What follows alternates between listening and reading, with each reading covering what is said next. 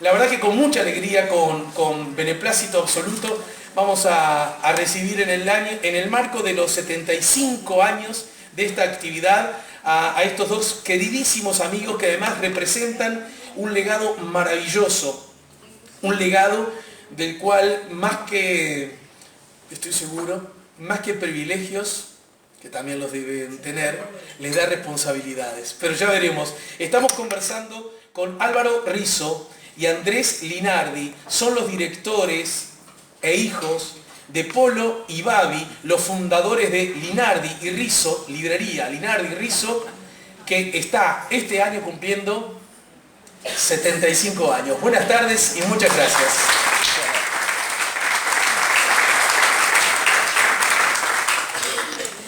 Quiero decirles que con esta invitación rompemos un paradigma en este ciclo, nacido en el año 2002, repito, y es que siempre hemos conversado con escritores, con una sola excepción, lo recuerdo siempre, cuando Edmundo Canalda, colega de ustedes, gran editor, probablemente uno de los más importantes editores del Uruguay, Edmundo Canalda tuvo que venir de apuro porque uno de sus autores, ponele que una hora antes me avisó que había tenido un problema de salud, y bueno, un inconveniente, no importa, y que le imposibilitaba venir.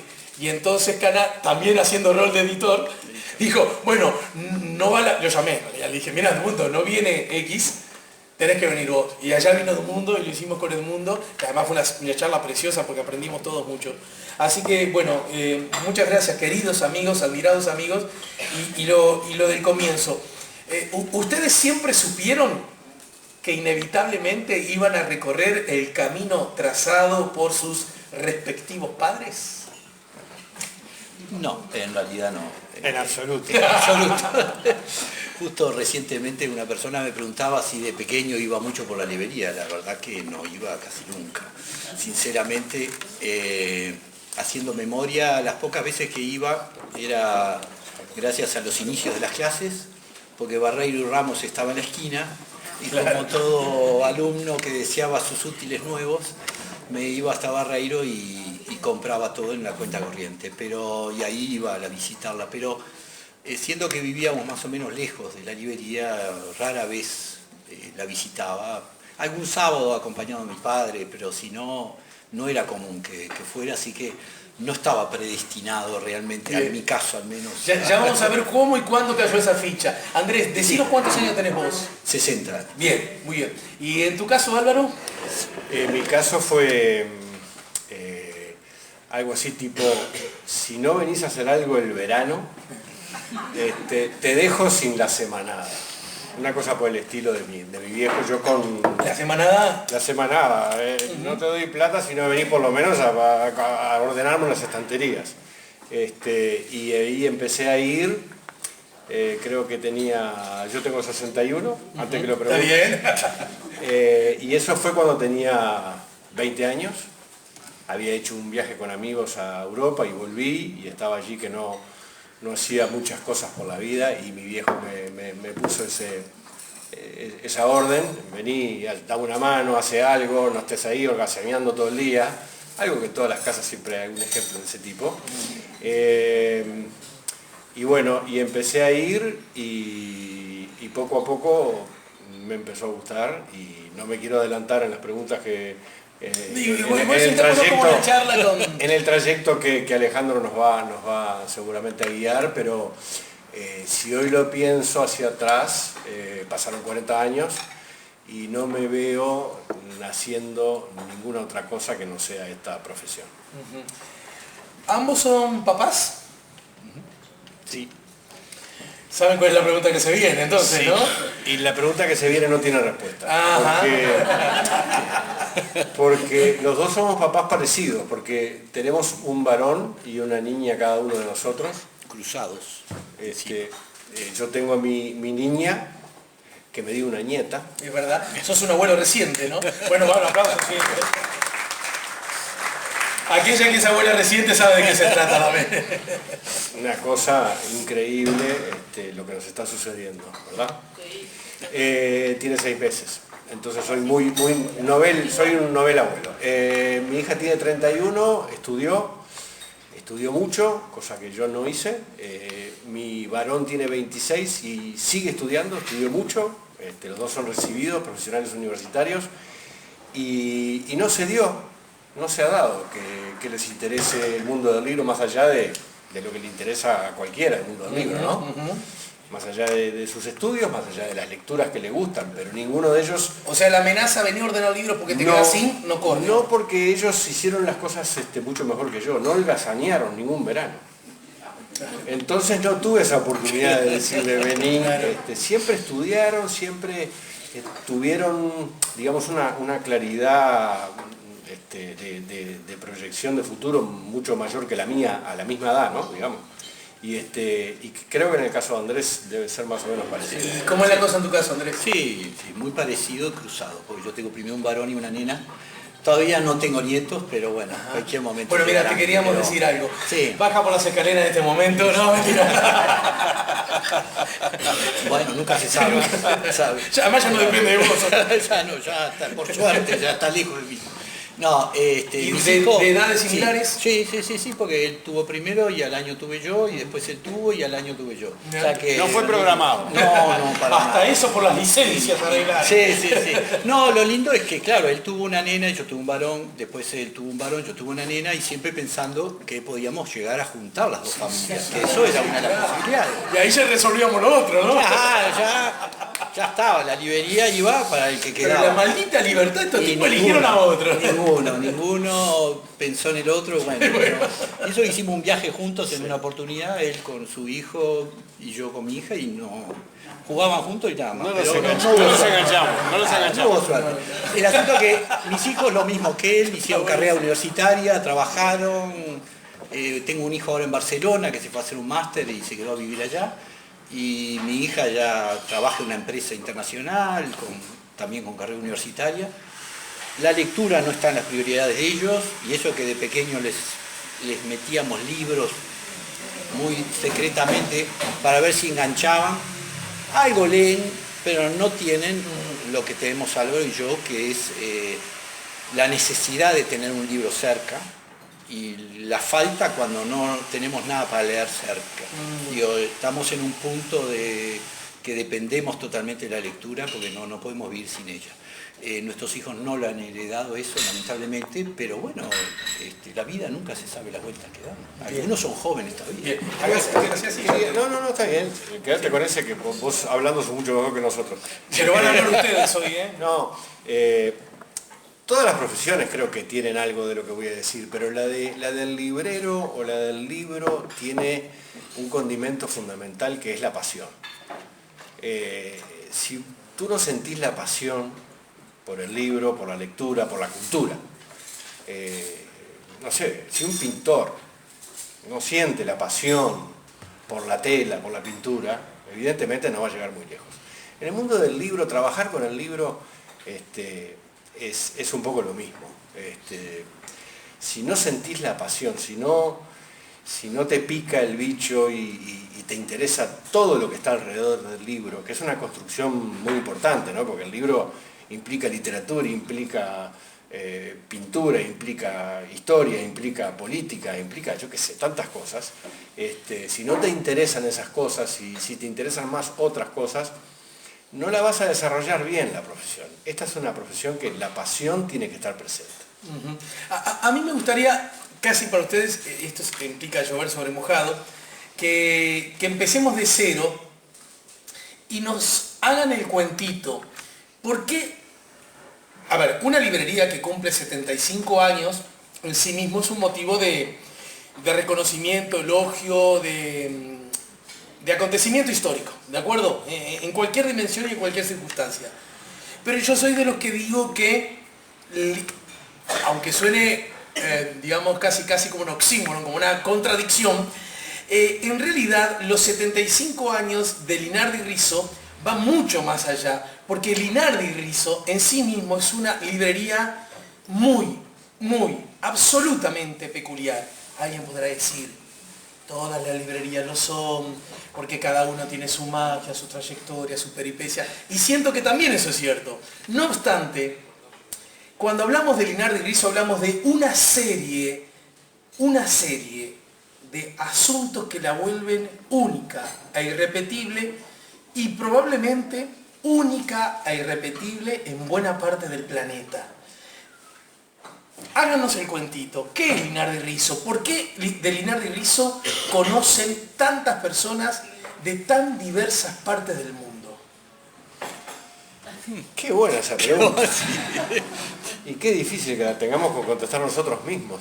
Pero, ¿sabes? No, estaría bueno que un observador externo lo viera, pero vamos a jugar al uruguayo acá y no sé por qué. Porque además usted tiene la posibilidad de decirlo desde adentro, no, pero también no, cargador de un legado, ¿no? Está muy buena la pregunta, es difícil de responder.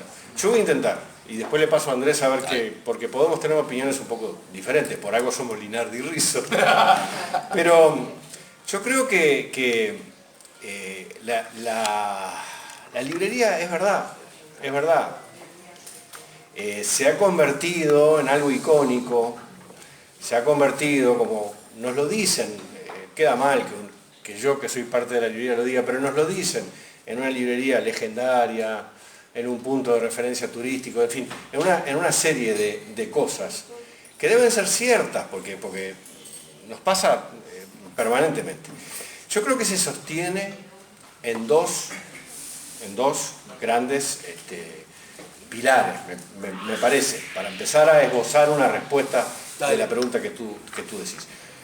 Por un lado, la estricta selección de materiales que se hacen en la librería. Es decir, nosotros somos cazadores de curiosidades, cazadores de libros raros, de libros autografiados, de primeras ediciones, de libros que el librero de enfrente no tiene. En fin, salimos siempre a buscar, estamos atrás de las joyas, de las piezas, de aquellos libros, de aquellos materiales que te hacen diferente. Porque si tú vendés lo que vende cualquier librería, sos una librería más, ¿verdad? No juzgo a los que venden materiales, cada uno vende lo que quiere y está perfecto que así sea, pero si querés distinguirte, tenés que optar por la búsqueda de ciertos materiales especiales que los otros no tengan, o que sean escasos, digamos, por alguna razón. Y ahí está la habilidad y el aprendizaje que nosotros traemos desde nuestros viejos. Y por otro lado, la otra pata, para hacértelo breve y darle la oportunidad a Andrés, la otra pata me parece que estuvo en la compra del local. Nuestros viejos a fines de los años 70, en el 77 para ser más preciso, nosotros habíamos tenido 2 locales anteriores que eran alquilados. Y aparece una oportunidad, a la librería le iba en esos años, como al mundo del libro en general, medianamente bien. Después los tiempos cambiaron, hubo que readaptarse, pero digamos que en fin de los años 70, el mundo del libro le iba medianamente bien, y apareció una oportunidad enfrente de donde alquilábamos nuestro local, de comprar una casa, de comprar la casa que hoy habita desde el año 80, se compró en el 77, se recicló, en el año 80 la librería abrió, desde el año 80 con más de 30 años de trayectoria, ¿verdad? La librería, ¿no? Sí, claro. Y entonces, en este local nuevo, yo creo que este local nuevo le dio el último empujón que ya la fama y lo icónico de la librería ya traía, ¿verdad? Este local reciclado y pensado como librería, ¿no? Nos da muchas satisfacciones, nos ha dado y nos sigue dando una cantidad de satisfacciones. Entonces yo creo que puede estar basado en estos dos pilares. Bien. En estos dos pilares. Ya le voy a preguntar las diferencias entre los papás de ustedes y la diferencia entre ustedes. Pero antes, respondiendo a esta pregunta... No, yo Andrés, complementaría un poco lo que dijo Álvaro, porque está muy bien lo que dice. Creo que, pensándolo bien, ¿por qué? Si tratara de salir de mí y decir, bueno, librería, ¿por qué cuando voy a ciertos lugares me dicen, tú sos Linares de la librería? Sí. Y siempre me queda eso. ¿Por qué? Yo creo que el por qué viene primero por la tradición de la librería, como decía él, de tener cosas, material muy raro, latinoamericano se especializó. En Uruguay es muy raro que una librería se especialice, no hay mercado para especializarse. Son muy pocas las librerías que pueden darse el lujo de decir, bueno, solo este tipo de material trabajo.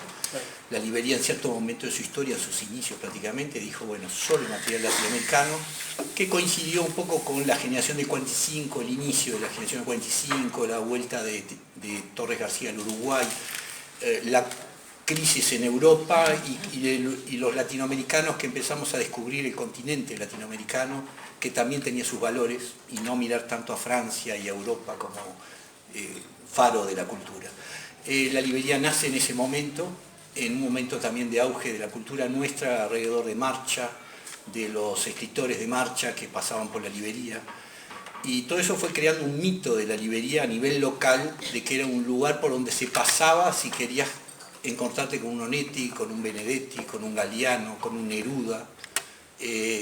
A nivel local, digamos que esa mística fue tentando a mucha gente para pasar por la librería. A veces incluso con un Benedetti, con un Galeano, con un Neruda, a ellos incluso. Sí, ¿no? Por supuesto, ¿no? Y a lo mejor encontrándose al mismo tiempo porque se formaban tertulias y todo en la librería que se encontraban ahí en un local que era enfrente, que era más pequeño, entonces era más íntimo. Pero nuestros padres no se quedaron con eso, sino que pensaron también a nivel internacional. Entonces se abrieron de fronteras y empezaron a buscar mercados en Europa y en Estados Unidos, en librerías del mundo y en bibliotecas y universidades del mundo. Cuando decís mercados, ¿era porque a esas librerías iban a comprar material o iban a llevar material que ustedes tenían? Digamos que muchas instituciones del mundo habían empezado a conocer América Latina, que no la conocían hasta entonces. Se crearon áreas de estudios latinoamericanistas en muchas universidades y áreas de libros latinoamericanos en muchas bibliotecas del mundo, y entonces empezaron a necesitar adquirir material para cubrir esas necesidades. Ahí entramos nosotros, junto con obviamente muchas otras librerías de América Latina, pero se creó un nexo entre nosotros y muchas bibliotecas y universidades que hacía que en el mundo se hablara de la librería Linares Rizzo como proveedor de material latinoamericano y principalmente uruguayo también. Y así también en librerías, en coleccionistas, y entonces eso ha hecho que la librería sea conocida a nivel internacional. Entonces, por un lado, a nivel local, por todo el aspecto cultural que te decía, y por otro a nivel internacional, por el momento en que la librería empezó a abrirse al mundo. Yo creo que eso ha hecho que la conjunción de ambas cosas sea que la librería sea conocida acá y conocida en todas partes del mundo. Ahora en un momento me gustaría que nos cuenten, porque naturalmente en un derrotero de 75 años muchas cosas han cambiado desde toda perspectiva, incluso las distancias. Algunos dicen, a propósito de la emblemática frase, el mundo es ancho y ajeno. Probablemente siga siendo ajeno, eso no lo sé, pero en todo caso sabemos que es menos ancho, ¿verdad? Y que ya no necesitas esta foto deliciosa, ¿no? Que ustedes por algo eligieron, en la que están Polo y Babi en París. Bueno, estamos hablando de los sobrenombres de los padres de ustedes. ¿Ustedes tienen sobrenombre? No. Ellos siempre fueron Polo y Babi. Juan Ignacio y Adolfo. Claro. Polo y Babi en París en los años 60 con los infaltables libros bajo el brazo, ¿no? Entonces ahí los ves. Este parece ser uno de los puentes del Sena, ¿no? Me da la sensación. Cerca de los Bouquinistes, donde vendían libros en París. Bien, y aquí tenemos a ellos dos caminando con unas gabardinas de la época, ¿verdad? Llevando los paquetes del libro. Probablemente para hacer esta tarea hoy día haya otros mecanismos sin que tengas que ir a París, seguramente, ¿no? No sé, lo estoy especulando, no tengo idea, a lo mejor ustedes me dicen. No, estar sin embargo, sigue siendo un valor agregado, ya me dirán. Pero antes me gustaría que ustedes nos cuenten cómo se complementaban los padres de ustedes. Porque imagino, bueno, en realidad un poco lo sé, que no eran iguales, que tenían desde caracteres distintos hasta, digamos, peripecias distintas, fortalezas distintas y seguramente debilidades distintas también, ¿no? Imagino. Yo creo que esa justamente fue una de las fortalezas de la librería. Que el padre de Andrés y mi padre eran amigos de jóvenes. Eso como primer punto que es importante, ¿no? Tenían una amistad. Una amistad que empezaron a desarrollar de chiquilines. Bien. pero después tenían habilidades distintas. Eso es fundamental. Para definirlo rápidamente y esquemáticamente, Adolfo Linardi fue un gran bibliófilo, un gran librero, y mi viejo fue un gran empresario. Entonces, de alguna manera, esas dos puntas unidas, tuvieron siempre, además las dos familias siempre tuvimos la mitad. Entonces, la mitad de energía empresarial con la mitad de energía de conocimiento bibliófilo, me parece que creó una coctelera ahí tremendamente fuerte, tremendamente fuerte. Nosotros tuvimos que aprender, digo tuvimos porque también necesitamos, porque los tiempos han cambiado, tuvimos que aprender un poco las dos vertientes, ¿no? Es decir, ser bibliófilos, libreros y ser empresarios, en una misma persona. A ver, no era que mi padre no supiera nada de libros, ni que el padre de Andrés no supiera nada de manejo de comercio, sino que uno tenía una fuerte presencia como bibliófilo, como conocedor de libros, y el otro como empresario. Y esa suma de habilidades fue importantísima. Mirá, yo me acuerdo que mi padre cuando compró el local que estamos hoy en día, que es una casa de 3 pisos, Linardi tenía también la profesión de diplomático. Se dedicó muchos años el padre de Andrés a la diplomacia. Y en el momento que mi padre compra la casa, que se mete en préstamos, en bancos, porque era una casa valiosa, Sí, claro. el padre de Andrés estaba de misión diplomática. ¿Dónde estaba? En España. En España. Estaba de misión diplomática. Y bueno, y al tiempo mi viejo la compró y además no había ni siquiera WhatsApp. ¿Qué WhatsApp? No había. Entonces le tenía que escribir en la carta. Clac, clac, clac, clac, clac, clac, clac, clac, clac. Mirá que compré una casa. Y era una cosa. Porque hablaba así además, ¿sabes? Sí.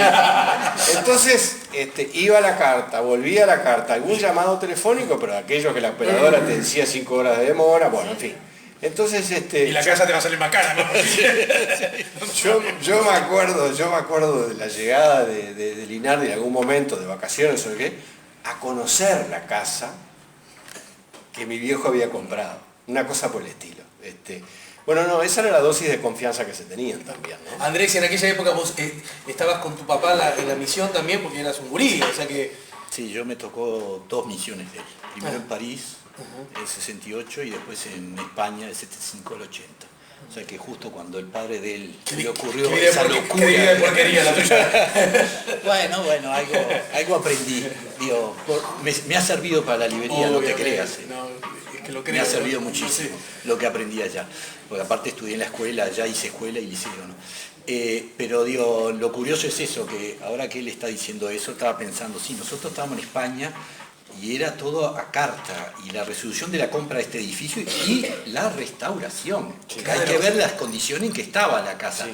Yo no quiero pensar, papá, cuando llegó acá y vio esa casa hecha puré, haber dicho, pero ¿y esto es lo que vamos a comprar? Digo, yo ya me imagino la conversación de ellos dos. Pero bueno, por suerte, como dice él, se tenía tanta confianza que Polo le va a haber dicho, Babi, vos confía en mí, que acá hay un diamante en bruto. Sí. Y tenía razón. Y tenía razón. Y tenía razón. A propósito, bueno, estamos hablando hace rato, y en estos asuntos no hay que dar todo por entendido, y aunque implique para muchos llover sobre mojado, estamos hablando de la casa que está en Juan Carlos Gómez, 1435. 1435, esquina Rincón, ¿no? Sí, Entre Rincón y 25. Entre Rincón y 25. Ahí, exacto, a mitad de cuadra, casi a la misma distancia de una y otra. Y sabés que hoy cuando conté que iban a estar ustedes en Escritores a Mano, bueno, más de un oyente se comunicó con nosotros con un WhatsApp, etc. Y uno en particular mandó un saludo, lo tengo grabado, creo que le tomé una foto para mandárselos y después me olvidé. Pero también para preguntar a propósito de la casa, creo que cito textual, deciles que nos cuenten sobre los túneles de la casa. Ah, Vale. Opa, bueno, es todo un tema ese. Un tema que viene de larga data porque que en realidad se ha descifrado recientemente, no del todo, pero hemos avanzado mucho. tuvimos la visita de una arqueóloga, perdón, que hizo una investigación y ha avanzado bastante, pero sí llega a una conclusión definitiva. Los hechos, la casa es más o menos de 1859, pero tiene unos sótanos que son anteriores a esa fecha, por el tipo de baldosa y por el tipo de construcción y de paredes. O sea que BPS no pagás ahí en la Reforma. No, por suerte no, y aparte creo que ni sabe que existe, yo creo. Ya no digas nada. No, de acá no pero lo curioso es eso, que seguramente, esos eran unos terrenos de los jesuitas, toda la cuadra esa era de los jesuitas. Lo que suponemos que, dada la proximidad con las murallas, posiblemente lo hayan hecho como resguardo frente a un bombardeo, porque debemos ubicar que esos sótanos en ese entonces debieron de salir muy caros para construirlos. La gente vivía en casa de adobe y techo de paja. Para haber hecho un sótano con ladrillo, con piso, con todo, o sea, tenían que pensarlo muy bien.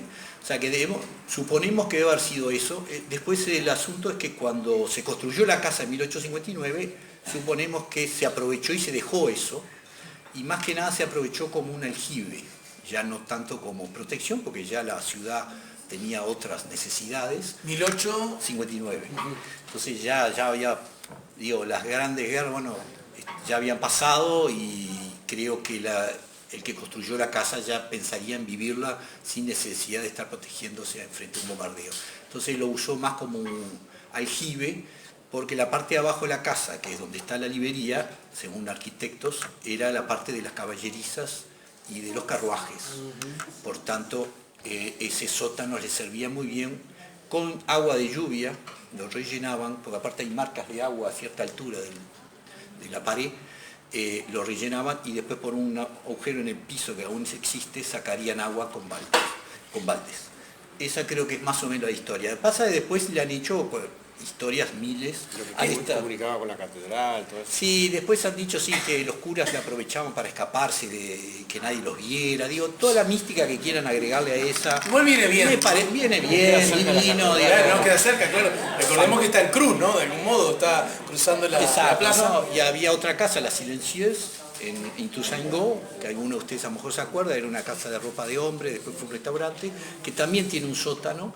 Yo nunca he ido, pero me han dicho que posiblemente estarían conectados uno con otro, porque ese terreno también era de los jesuitas y eso. Pero bueno, agregarle la mística que quieran. Lo que yo te puedo afirmar es lo poco que sabemos de ellos, pero es realmente parte de la mística de la casa, ¿no? No, pero que algo existe, ¿verdad? Sí, no es una mística apoyada en la nada. Son muy pocos metros. Un metro para allá y 1,5 metros para allá. La librería Linardi Rizzo, además, es editorial, ¿no es cierto? Sí, es editorial. ¿Por qué dudaste un poquito? No, a nosotros nos gusta decir que es una librería que edita. Bueno. Pero es una diferencia Sí, está bien. menor, porque no nos consideramos una editorial en sí misma. Nuestro negocio es la librería. Tenemos el placer de editar, porque tenemos el placer de hacer todo lo que sea relativo al libro. Nada del libro nos es ajeno. Entonces, parafraseando. Claro, el tema de la editorial vino luego de la salida del gobierno militar, donde había una cantidad, durante el gobierno militar la librería tuvo que sacar ciertos libros, que guardarlos, había autores que no se podían vender, había autores prohibidos, en fin. A la salida de la dictadura nos proponen un par de libros que tenían que ver con esos años, y nos entusiasmamos con la idea de publicarlos y nos picó otro nuevo bicho. Claro. Porque esto de trabajar con los libros tiene muchas puntas y cada punta tiene un aguijón. Entonces ahí no nos vamos a subir a todo lo que pasa, pero hay cosas que valen la pena en el mundo del libro. Y editar es un placer, es un gusto que se da a la librería. Ya te digo, no lo tomamos como algo fundamental en el negocio. No es lo central. No es lo central. Pero sí es algo que acompaña, porque cada tanto nos da mucho placer. Pero es bastante permanente, Sí, ¿no? sí, llevamos... No, si será permanente que llevamos 200 títulos casi. Sí. A un promedio entonces de cuánto por año. Ya sé Sí. que hay años más ricos que otros, Sí, pero... no, venimos, ya te digo, lo retomamos. Había tenido la librería por los años 50, 60, algunas ediciones, pero era sumamente esporádico. Ahora lo planeamos de otra forma y lo tenemos como algo permanente. ¿Y cuáles fueron esos títulos con los que arrancaron? Las décadas infames de Óscar Brusquera, Claro. que justamente era un estudio, Óscar Brusquera, historiador, era un estudio de los años que acabábamos de pasar. Ese fue el primero de esta época. Y el segundo fue un libro muy querido por mí, porque había fallecido mi escritor preferido, Jorge Luis Borges. Había fallecido 86, ¿no? en el año 86, sí, muy bien, en el año 86. Y entonces, apenas falleció, yo lancé la idea, sería bueno hacer desde esta parte del Río de la Plata, hacer un estudio Claro. sobre Jorge Luis, que tantísimo influyó en la literatura uruguaya. Y ahí conté con la colaboración del profesor Rómulo Cose, un ser fabuloso que falleció no hace mucho, que venía de enseñar en Estados Unidos, entonces traía técnicas de estudio diferentes, más modernas, y conocía además a una cantidad de investigadores. Y ahí armamos el segundo libro, que era un libro, una visión de Borges desde nuestro país, que se llamó Borges, el último laberinto, que contenía trabajos sobre Borges de 20 y pico de autores. Y bueno, y de ahí seguimos, arrancamos. No se olviden que los que quieran hacer una pregunta pueden mandarla, y en todo este caso está ya mi compañero para hacer una señal a mi compañero y la trae, o se arriman ustedes hasta aquí. ¿Qué criterio utilizan para comprar literatura nacional? ¿Qué criterio utilizan para editar autores uruguayos? Pregunta Tabaré.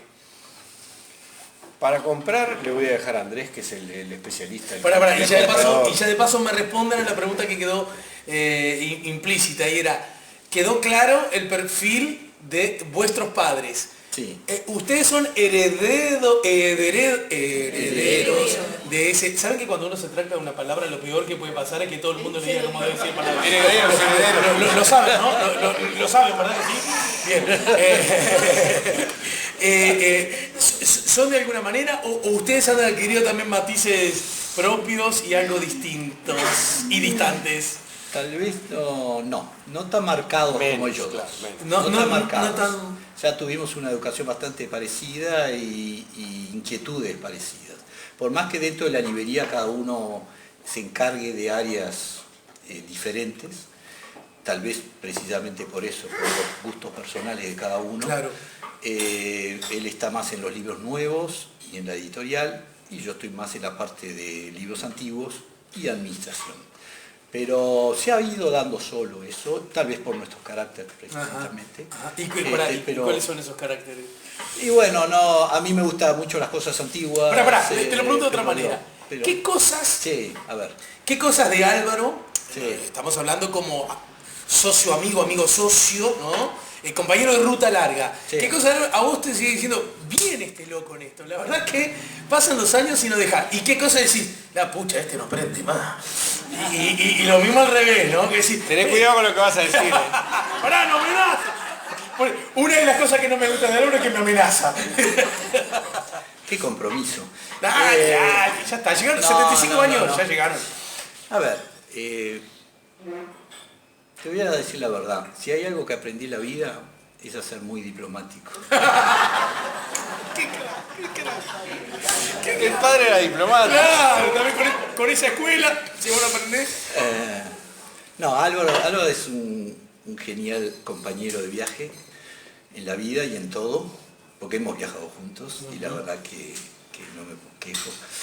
Y hay que viajar con amigos es una prueba de fuego, ¿eh? sí, mucho más por eso lo puse como ejemplo, sí, porque realmente y realmente un apoyo en los momentos más difíciles ha sido un apoyo inigualable. La librería no siempre ha sido exitosa, no siempre ha estado en los mejores momentos. Hemos tenido también momentos malos y muy malos también. Y si hay alguien que me ha dado seguridad y tranquilidad ha sido Álvaro en esos momentos difíciles, realmente lo debo decir, y eso ha ayudado muchísimo, muchísimo. Y después lo otro no te lo voy a decir. Lo otro es que soy hincha de Peñarol. Bueno. Lo que pasa es que puede haber mucha gente de Peñarol que se van a ofender. No, hay algo de eso, sí. Lo interesante de una sociedad de dos es que seas distinto pero complementario, ¿no? Es una gran cosa. El rumbo marcado por vuestros El padres. rumbo marcado, en ese el sentido. rumbo lo marcaron los viejos. Nosotros tampoco lo seguimos al pie de la letra porque los tiempos han cambiado, ¿no? Entonces, ¿qué sucedió también con el mundo del libro y con la librería en general? Tuvimos que aprender a resolver todo y a hacer todo, porque hoy en día contás con menos gente que antes. Es decir, las librerías no pueden darse el lujo, como se dio la nuestra, de que en un momento tuvo 12 empleados. Claro. ¿Entendés? Para un local. Todas esas cosas hemos tenido que ir ajustándola a los tiempos que corren, redimensionándola para que funcione. Y eso significa que Andrés y yo tengamos que hacer muchas cosas que antes no hacíamos. Y está bueno también tener que hacer muchas cosas que antes no hacíamos. Por ejemplo, en muchos casos nosotros dejábamos la atención al público, la atención al que pasa por allí, en manos de un funcionario. Y ese funcionario no está más entre nosotros y ahora esa atención al público la repartimos entre él y yo. O sea que yo llego a la librería... Sí. Atendida por sus propios dueños. Literalmente. ¿Me puede atender? Sí, Cualquiera de ustedes dos. Pero te voy a decir algo. Eso nos quita tiempo para las tareas, Lo otro. para el otro, pero te da una cantidad de cosas, el contacto, te da un aprendizaje, porque el que viene muchas veces sabe mucho más que vos de determinadas cosas. Ah, claro. Entonces, se aprende muchísimo, el contacto con la gente te nutre de información, y bueno, hemos tenido también que lidiar con eso. La librería en este momento tiene el formato, creo que Andrés recién apuntaba a eso, nosotros pasamos por muchas cosas, son 75 años, pasamos por buenas, pasamos por malas, pasamos por regulares, pasamos por espectaculares, pasamos por días que decís, ¿y hoy? ¿Cómo hacemos para levantar esto? Partidos que estaban muy difíciles de jugar por situaciones X. Y la sacamos adelante en un proyecto de librería acotado. En un proyecto de librería donde nosotros tenemos que cumplir una cantidad de funciones que, te reitero, las cumplimos con todo gusto, pero que no dejamos para otros, y eso le otorgó, creo yo, le otorgó a la librería un plus, que es el trato de la gente que viene con sus propios dueños. Teníamos pendiente la pregunta, Sí, ¿qué la criterio literatura. utilizan para comprar literatura nacional y qué criterio para editar autores uruguayos? Para literatura nacional principalmente, digamos que bueno, los autores de importancia, ¿no? Y los que van teniendo éxito con el paso de los tiempos, que a lo mejor hace unos años no eran importantes y de a poco se van descubriendo. Entonces, como que las generaciones van pasando, la de 45 ya no es tan importante y ahora se está estudiando a lo mejor la anterior, la de los 20 y los 30. Son todos periodos que hay que estar muy atento a la inquietud de la gente, al interés de la lectura de la gente. Entonces, cuando uno va a ver una biblioteca y seleccionar el material que vas a adquirir, estoy hablando siempre de libros antiguos, ¿no? Tener presente eso y del punto de vista de los momentos.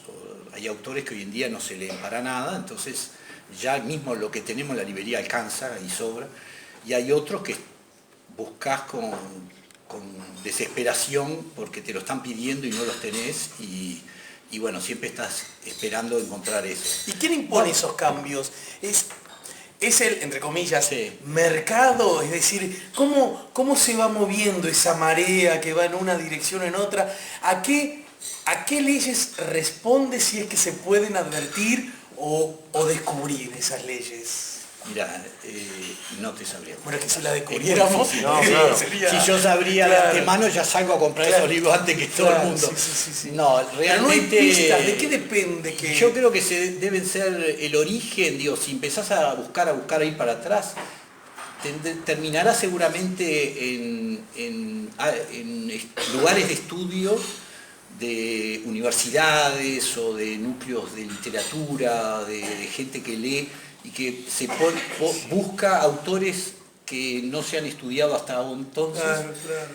tesis doctorales de literatura, donde una persona dice, bueno, no voy a escribir ya sobre Onetti, Benedetti, todo el mundo escribió, voy a buscar un autor y empieza a escribir sobre un autor que nadie conoce y descubre que es excelente escritor, el profesor que lee la tesis también, y supongo que ahí, exacto, empezará. Yo me imagino lo que en esa aula nomás ya salen 15 tipos exacto. que a su vez ¿no? Y se va extendiendo y de alguna manera un autor que antes no sonaba para nada, de golpe te empiezan a pedir libros, se pone de moda, vienen brasileros, vienen argentinos a pedirte esos autores y vos decís, ¿por qué? Y en tu caso, Andrés, se empiezan a editar en otros países. Claro, y vos dijiste, voy a las bibliotecas. ¿Vas a bibliotecas qué? ¿De instituciones, de personas, de dónde es? ¿En qué lugar encontrás esos libros? Son lugares que me invitan a ir. Ajá. Es gente que tiene su biblioteca a la venta y me Por ejemplo. llama, o porque falleció el dueño de casa, o porque se tienen que mudar a un lugar más pequeño, Claro. o porque bueno, ya no lo usan más, instituciones que hace poco nos pasó con una institución que se mudaban a un espacio más pequeño y la biblioteca no les cabía, entonces los libros los tenían que liquidar. Y digo, hay múltiples, pero la mayoría suelen ser de coleccionistas o gente lectora que había antiguamente mucho más que ahora y que siempre formaban una biblioteca extensa, muy extensa, en hogares que había espacio para ellas. Claro. Ahora todos los apartamentitos son tan pequeños que no entra nada, pero digo, antes las casas y los apartamentos tenían su buena. Y si no, el dueño de casa las hacía, porque yo he conocido apartamentos pasillos, con corredores, ¿no? Claro, hasta corredores. con baños, con biblioteca. Claro. O sea, se arreglaban de alguna manera para instalar su biblioteca si era su deseo de leer y le gustaba la lectura. Y ahí es donde acudo yo siempre, que me llaman y bueno, y adquiero lo que es mejor para nosotros. ¿Solo en Uruguay o también te pueden llamar de otros lados? ¿Ocurre eso?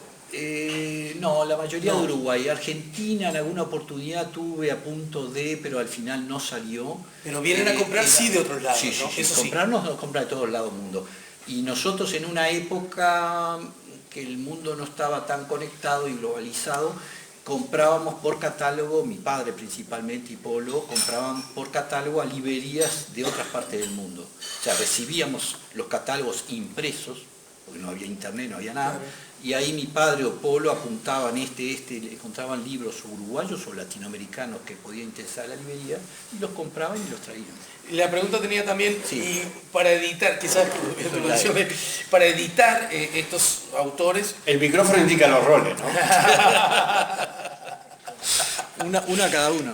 Para editar, y bueno, voy a decir algo muy simple, que sean obras que sean importantes por algo. A nosotros nos interesa, a la hora de editar, nos interesa nuestro país, primero. Básicamente que sean obras que tengan que ver con nuestro país. Si es literatura, bueno, que sean autores uruguayos, y si es no ficción, que sean temas, asuntos que nos importen a los uruguayos. Y que tengan cierta calidad. Por ejemplo, traje 5 libros que Alejandro me pidió para el sorteo. Entonces, con el ejemplo te voy a decir más o menos para que la gente Incluso cuando se dé cuenta. Exacto. Este es un libro de Miguel Ángel Campodónico que se llama Benedetti por Mario. Perdón, al revés. Mario por Benedetti. Es el hermano de Mario que escribe sobre Benedetti. Este es un libro del poeta Salvador Puch. Es un libro evidentemente de poesía, de una colección de poesía que nosotros tenemos, que hemos desarrollado, que se llama La hoja que piensa. Quiero decir además que Salvador Puch o Becker Puch, como yo tuve el honor de que participara en este ciclo en el atrio de la Intendencia. Este es un... Maestro. Díganme ustedes, este es un premio que yo me puedo llevar a la vida, ¿no? Porque él escribía maravillosas poesías, pero tenía una voz, era locutor, entonces tenía una voz tan extraordinaria que valía la pena tenerlo en vivo, ¿no? No era muy fácil agarrarlo. No, porque más bien Bueno. algo, Exacto, ¿no? exacto, excelente. Es parte de una religión. Después, un amigo de la casa, Carlitos Páez, después del día 10, es uno de los, ustedes saben, uno de los sobrevivientes de los años, que cuenta en este libro su odisea allí en Los Ángeles. Después, este otro libro, perdón, este otro libro es de un autor italiano que estudia Santino de Mila Agustino, Juan Ibarburú y Amanda Berenguer, que es un estudio sobre las cuatro de las principales poetisas uruguayas, hechas por un estudioso italiano, que en su tesis en la Universidad de Florencia hizo este trabajo sobre estas cuatro poetisas. Quiero decir que ni María Eugenia ni Iguala estuvieron en este sitio, pero tengo. Pero Amanda capaz que sí. Pero tengo el honor de Amanda, viejita, que estuvo allá en el atrio de la Intendencia también, la llevó Alba a su hijo, ¿verdad? En otra gloria que me ha tocado vivir. Bueno, y finalmente este, que probar con el resto, pero también da una visión de que hay cierta amplitud dentro de lo que nos interesa, de nuestro país y demás, que es un libro sobre el fotógrafo Jesús Cubela, es un libro de postales de Punta del Este. Jesús Cubela fue un fotógrafo que hizo su fama de fotografía, ustedes saben muchísimo, yo me meto en su tema, pero Jesús Cubela fue un fotógrafo gallego, venido al Uruguay, que puso un estudio en Punta del Este y perduran sus postales por todo lo que editó de postales sobre Punta del Este en los primeros años del balneario. Este libro absolutamente precioso. Y este es un claro ejemplo de lo que se llama también el libro objeto, ¿verdad? Ese libro que en sí mismo es un libro hermoso. Claro. Entonces, bueno, con estos 5 libros que luego Alejandro va a sortear, A lo mejor eso se sorteó todos. pude mostrar un poco, es decir, es variado, pero dentro de ciertos esquemas de calidad y de ciertos esquemas temáticos. Es decir, nos interesa lo uruguayo, o al menos lo rioplatenses. Me parece, Andrés, que esta pregunta tiene que ver con algo que intenta pasar. ¿Qué autores no se leen ahora? Pregunta del público. ¿Y cuáles son los que se leen ahora? O hablabas acerca de esa ola que va y viene, ¿no? ¿Perdón? Solía San Martín, digo, sí, no se lee. Se vende un cabaret de vez en cuando, como regalo, ¿no? Pero creo que no lo leo. Pero el Rodó es de los más olvidados. A pesar del aniversario, de que hubo como una especie de... Yo mismo en la radio he abordado a Rodó con distintos autores, eso no ha modificado la aguja, digamos, no se lee Rodó. Digo, al menos en la librería uno ve que no son autores que digo. Digo, podés nombrar mucho, de Cáceres, digo, que se han quedado en el tiempo. ¿Qué pasa con autores así, vale, estoy pensando, ¿no? Y a propósito de lo que yo creo que es una especie de retome en la vida cotidiana, yo creo que la filosofía está adquiriendo de a poco, lo advierto por medios de comunicación, pero también por otras señales, como que la mirada filosófica acerca de los acontecimientos está adquiriendo un plano y una relevancia que supo tener muchas décadas atrás, donde quizás, claro, no había historiadores, no había historiadores en los medios, quiero decir, no había politólogos, y en realidad lo que se escuchaba, los políticos incluso consultaban a filósofos, ¿no? Y pienso en alguna de las voces de los filósofos uruguayos, de los distintos, si siguen teniendo cierta vigencia o la aguja tampoco se mueve por ese lado. Digamos que más entre el público que interesa la temática. La Ferreira, la poemas sí se piden de absurdo, te lo piden, pero más colocado también porque está hecho un tanto como antes se usaba para una... Eso más masivo, exacto, más amplio de la... Lo que pasa es que antes la gente tenía una cultura general y abarcaba mucho más. Eso te lo puedo decir yo viendo la gran parte de ellos. Seguramente también una capa social, ¿no es cierto? No, tú dices que no, que vas a bibliotecas. Mira, a ver, yo te cuento una cosa. Yo me acuerdo lo que me contaba mi padre, que antiguamente los profesores de secundaria tenían y yo le decía a los profesores, muchas veces esas personas compraron una primera edición de una novela, porque era lo que tenía la opción, la primera edición de los 40, porque era lo que tenía. O sea, querías leer ese autor, lo buscaba, lo ponías en el estante y no era ningún coleccionista, era su lector. Lo que sucede es que ahora todo en la cabeza lo lleva y después de una primera edición.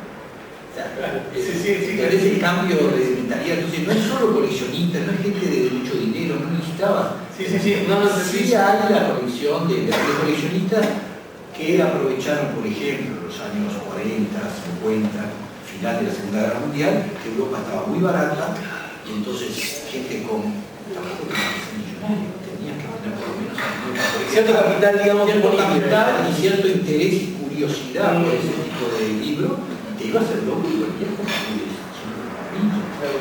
igual se nutrió durante muchos años de ese tipo de material que en Europa se conseguía muy barato y creó las grandes bibliotecas que han asombrado a la gente que existen. Quería agregar lo otro, porque no solamente ganamos por lo que no se lee, sino también por el lado positivo de decir lo que sí se lee. A nosotros en nuestra librería, claro, que otra parte de la página de librería, porque nuestra librería está en la Ciudad Vieja, no tiene sucursales, se atendió mucho porque entonces no es tampoco la librería típica. Uno capaz que si hace esta pregunta en una librería de shopping, capaz que salen otros títulos. Y además no está especializada en Uruguay, en América Latina. Pero lo que sí se ve en nuestra librería, indudablemente, por ejemplo, Idea de Cariño, se vende muchísimo. Eduardo Galeano se sigue vendiendo muchísimo. No hay que olvidar que nuestra librería, al estar en el casco histórico, da mucho turismo. Y Galeano afuera, sobre todo en Brasil, es impresionante cómo en Brasil, y claro, y viene el turista brasileño, recuerdo la ciudad que se lleva el souvenir, a veces es un libro comprado en Uruguay de yo imagino además que ese turista no solo va en busca del libro uruguayo, de Galeano, sino que va en busca de la librería, y me parece que también mata dos pájaros un tiro, ¿no? Es decir, quiero comprar un libro, ¿a cuál voy? Ah, tenés que conocer aquella librería, ya que estás ahí, ¿verdad? Debe haber un proceso de A ver, la librería de Galeano. Sí. Bueno, claro. Porque en las páginas, según nos indicaron estos turistas, tanto argentinos como uruguayos, brasileños, pero más que nada los brasileños, no me pregunten dónde, todavía no la conseguí, pero hay una página web donde está la biografía de Galeano, donde figura que cuando iba a la Ciudad Vieja iba al brasilero y pasaba por la librería de Galeano. Entonces todos quieren venir a conocer su día. Entonces dije que se quieren por supuesto llevar un libro de Galeano en esa librería donde vivo. Entonces eso le agrega otro. Bien, bien. Y una pregunta del que mencionabas, acontecimientos, digamos, históricos de muy pocos antecedentes y que difícilmente se repitan en esa dimensión, como por ejemplo el fenómeno Ida Vitale. No es un fenómeno creativo, artístico, de talento, sino de reconocimiento, que llegó bien tarde en su vida y todo junto. La verdad que es una cosa que no sé, Ida Vitale anda por así la calle escribiendo los premios, ¿no? Eso, ¿en qué medida se transforma en acontecimiento también editorial de ventas?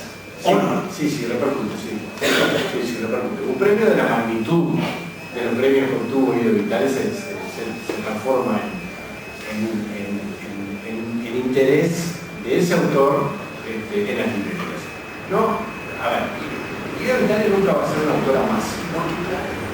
Nunca va a ser una autora masiva, siempre es una escritora que escribe una literatura que no es simple, que es elaborada, que es más bien compleja, pero la notoriedad impresionante, como dijo ella, todo lo que me ha pasado en esta vida, la notoriedad tan impresionante que le dieron todos estos premios, el mundo de la comunicación, los medios de comunicación, a su figura, yo no sé si todavía está, pero hasta hace poco estaba en el Centro Cultural de España una muestra de cosas de Ida Vitale que se llamaba Ida Manía. Y bueno, es algo de eso, ¿no? Que todos estos premios la han revalorizado de una forma muy importante y bueno, no vende lo que vende Ida Vitale.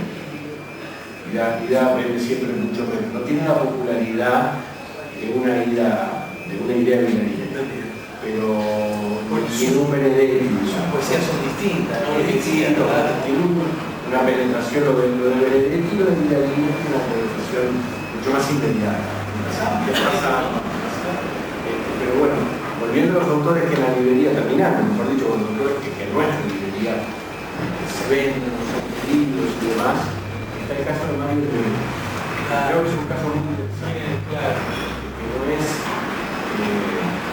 un escritor, pasa mucho y voy a citar a Borges, ya dije que era mi escritor preferido, así que Borges dice una cosa que está muy buena, que es las tradiciones son un invento extranjero. Es decir, las tradiciones nuestras a veces vienen de afuera.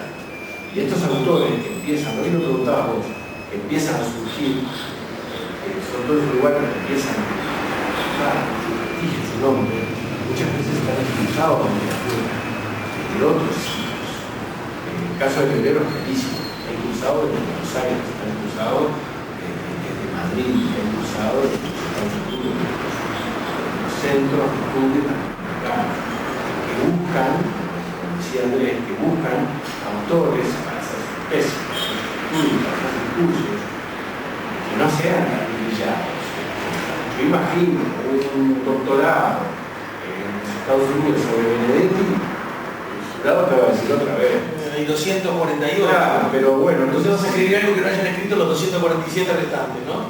Tal cual. Entonces se va generando a favor de estos autores más nuevos, no tan tradicionales, en el caso de Hebreo, un caso muy fuerte. Sí, también el río podríamos sumar, al contrario, sin contradecir, en esa misma dirección el hecho de que es lo que podríamos llamar, no sé si el término es el adecuado para el especialista, un autor de culto, ¿no? Es decir, hay un grupo en Uruguay y en Argentina, como unos seguidores, yo diría, respetuosamente, por supuesto, ¿no? Además yo lo he leído, casi de militancia, ¿no? Que generan por librería, sí, ¿verdad?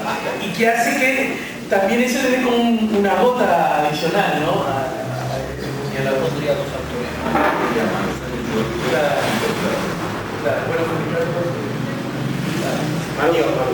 Marosa nuevo, Filiberto ya hace muchos años, pero sí. Bueno, pero el caso de Filiberto pasa las décadas y siempre clasifica la liguilla, ¿no? Pero también liberó. No, no, sí, Filiberto, bueno, pero dos cosas que reafirman lo que yo quería, el concepto que yo quería decir recién. Marosa y Yoyo se edita en Buenos Aires, los derechos están vendidos a la Argentina. Y es desde allí que se genera, que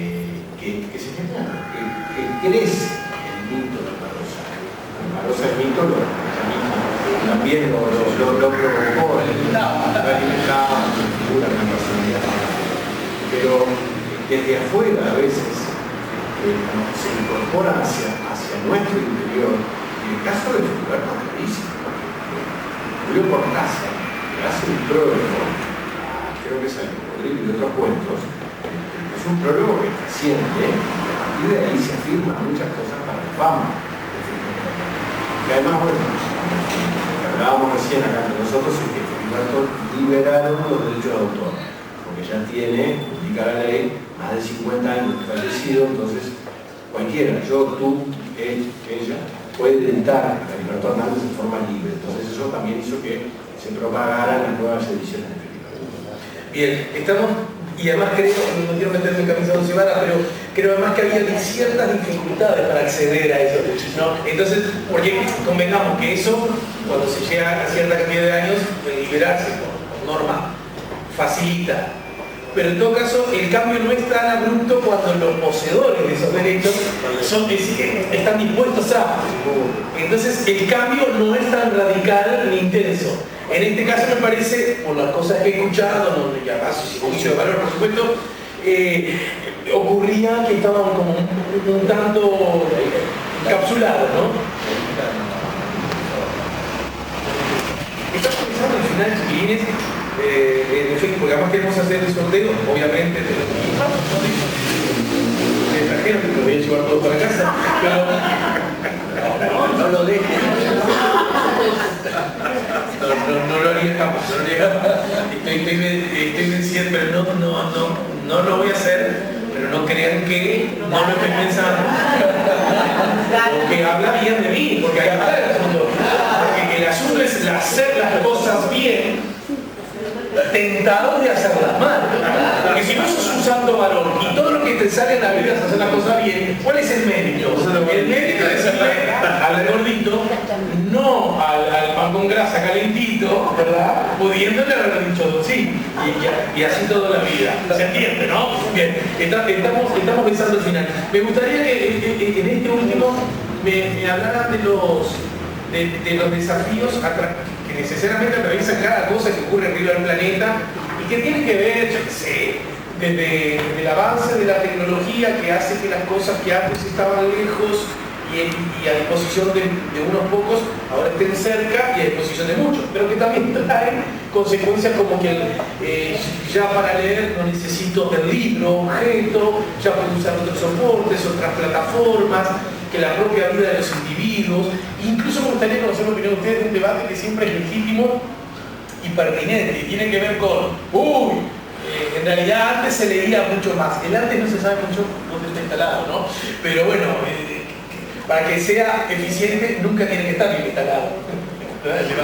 ¿Verdad? Entonces, antes sí que se leía más, sin embargo uno advierte que cada vez se editan más libros, entonces uno puede decir, a la pucha, luce eso como una contradicción. Podría ingresar en el tema de los autores para niños y adolescentes, que yo creo que Uruguay sufrió un cambio inmenso, décadas, bueno, ustedes son maestros que saben de memoria, décadas, no tantas atrás, había que contar con los dedos de las manos de los autores.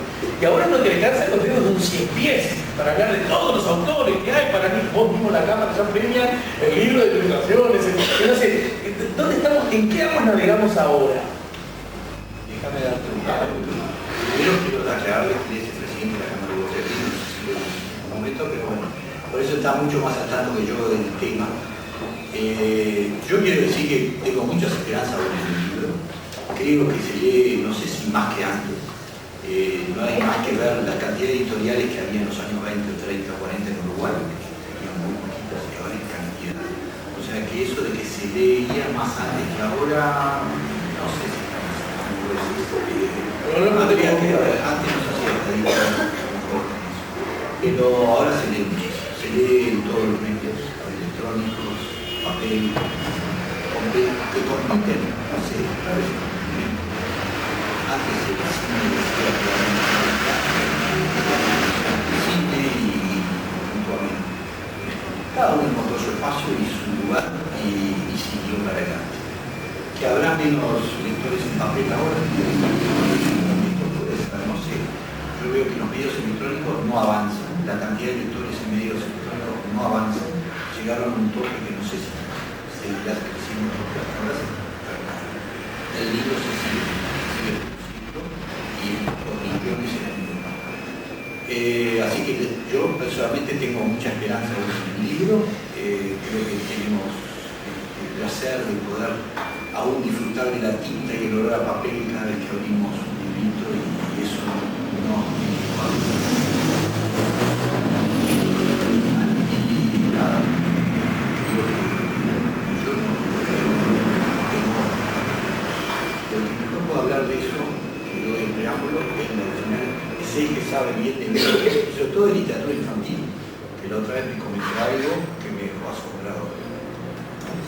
El tema del libro infantil, que se será No, sí, yo las identifico como las mesas de las maestras, pero esto es igual que los pasadizos secretos de ustedes. No sé si es cierto. Porque deben saber más que yo incluso. El tema del libro infantil en Uruguay es un fenómeno fantástico. Es decir, cambió tanto el paradigma. Yo cuando era chico, no voy a despreciar a nadie ni a nada, pero yo cuando era chico, a ver, ¿qué leíamos? Blancanieves y los siete años. Caperucita Roja, los clásicos infantiles, ¿qué más? La colección Robin Todos.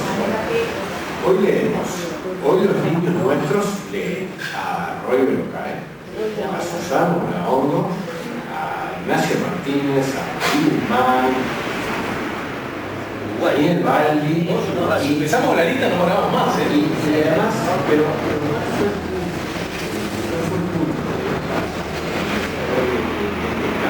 la temática.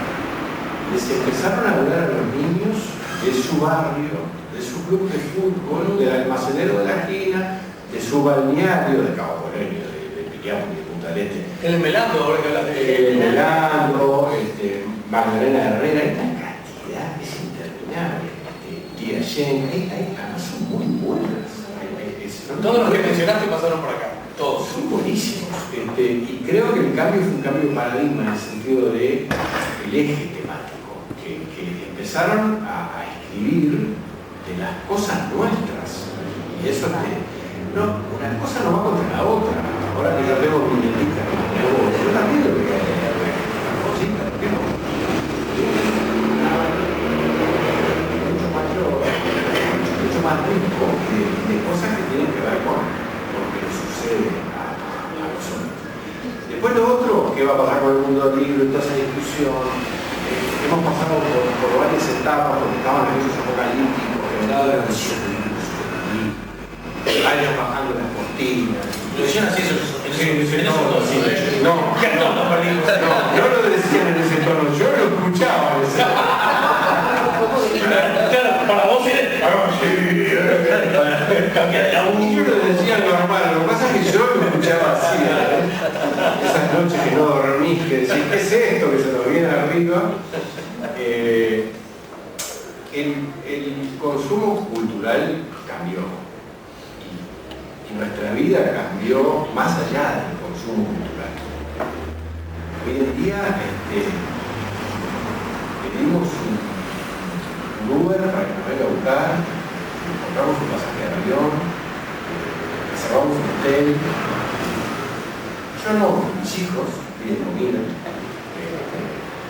Entonces, todo eso es imposible que no afecte al mundo de la lectura, al mundo del libro. Y el consumo cultural ha cambiado una barbaridad. Apareció el sector Netflix, que a todos nos tiene también, que el cine lo ha complicado, que el teatro lo ha complicado. Por lo tanto, los cambios son tan grandes, que lo que ha sucedido, me parece a mí básicamente con el libro, es que tiene que compartir con muchos más actores que antes. Un sitio que en un momento lo tenía mucho más solitario, mucho más para él. Por eso yo dije hoy, en los años 70, 80, cuando nuestros padres se meten en la Quijotada de comprar el local, un poco en la época de oro del libro, porque había muchísima menos competencia. Competencia en cuanto al consumo cultural. ¿Qué va a suceder de aquí en más? Es imposible, es imposible. Si mirás 10 años para atrás, es todo lo que cambió con esto, con este cacharro que algo tiene en sus manos y que todos utilizamos a toda hora del día para tantas cosas. Ojo, que es una gran actividad, esto es fantástico. Hoy en día lo que sucede es que te da tantas posibilidades que prever lo que va a suceder, esto va tan rápido, prever lo que va a suceder es imposible. Entonces, te hacen esa pregunta, ¿qué va a pasar con el mundo del libro dentro de 10 años? No sé, porque 10 años para atrás nada de esto sucedía. Entonces 10 años para adelante no me animo a decir. Lo que sí es que entiendo que el libro es un medio de comunicación muy noble. Entiendo que la base del libro es tranquilo, perfumado, entintado, que se va a poder sostener, ¿ves? No en la forma que funciona hoy en día, pero que seguro que se va a poder sostener.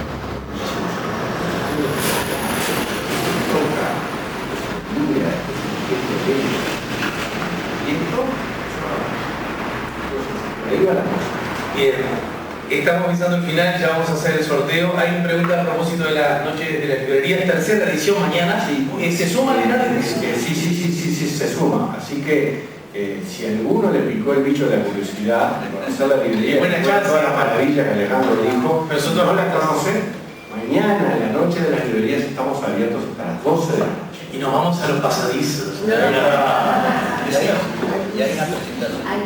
Sí, a 8:30 el profesor Alejandro Jiménez presenta claro. Ilustrados y Valientes, un libro publicado por nosotros, pero no tienen por qué ir a la presentación, pueden ir libremente y estar y conocer y capaz que conocer alguno de los. Bien, prometo que la última pregunta, dentro de algún tiempo habrá números redondos dignos de ser festejados y conmemorados de la librería, ¿no? Ustedes lucen muy jóvenes, como aún lo son, y muy sanos, como seguramente están. Pero también para ustedes el tiempo vendrá, ya nos han hablado de la peripecia de sus hijos, una peripecia que a mí me alegra, es una peripecia hija de la libertad, ¿cierto? Los hijos han elegido su propio derrotero y su propio camino. Así que no hay como por qué asustarse por eso. Pero sí aplica la pregunta, che, y cuando ustedes estén viejitos, ¿han pensado? Yo proveerá. Puede ser que se termine un ciclo, ¿no? Si nadie la quiere tomar, puede ser que se termine un ciclo. Nosotros pensamos seguir hasta el fin de los días. Hace poco un librero de California, de Estados Unidos, que me decía que un colega de él, de California, que se había jubilado. ¿Cómo se va a jubilar un librero? ¿Cómo se va a jubilar un librero? Y nosotros no lo vamos. El tiempo nos va a sacar del lugar porque no nos va a dejar llegar más, pero la idea es seguir hasta el fin de los días y veremos. Bien.